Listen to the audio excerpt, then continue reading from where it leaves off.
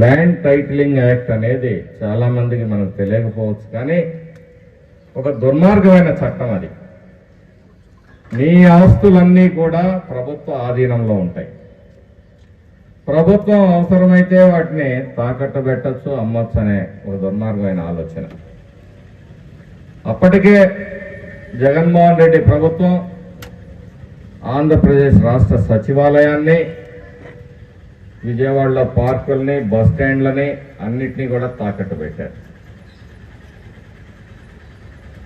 వచ్చి రాగానే land titling యాక్ట్ని రద్దు చేయడం జరిగింది. ఆ రోజు యువతని ఊరిస్తూ మెగా డిఎస్సి అని, జాబ్ క్యాలెండర్ అని చెప్పేసి గొప్పగా ప్రకటించిన జగన్మోహన్ రెడ్డి 5 ఏళ్ల పరిపాలన కేవలం సచివాలయ ఉద్యోగాలు, వాలంటరీ వ్యవస్థకే పరిమితమైంది.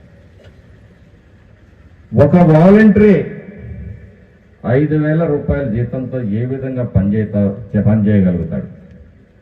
కనీస వేతనం ఎంత? రోజువారీ కనీస వేతనం ఎంత? దానికి కూడా నోచుకునే వాలంటరీ వ్యవస్థని మరి అడ్డం పెట్టుకొని ఆనాటి ఆ ప్రభుత్వం మరి రాష్ట్రంలో నిరుద్యోగమే లేదు అన్నట్టుగా వ్యవహరించింది. ఈరోజు చంద్రబాబు గారి ప్రభుత్వం వచ్చి రాగానే మరి మెగా డిఎస్సిని మీద సంతకం పెట్టి 16,437 మంది ఉద్యోగుల ఉపాధ్యాయుల్ని భర్తీ చేసే కార్యక్రమానికి శ్రీకారం చుట్టిందని చెప్పి సందర్భంగా తెలియజేస్తారు.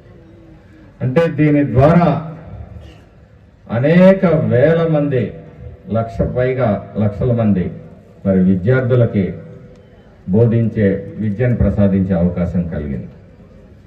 Please subscribe to Future News, like, share and comment చేయండి.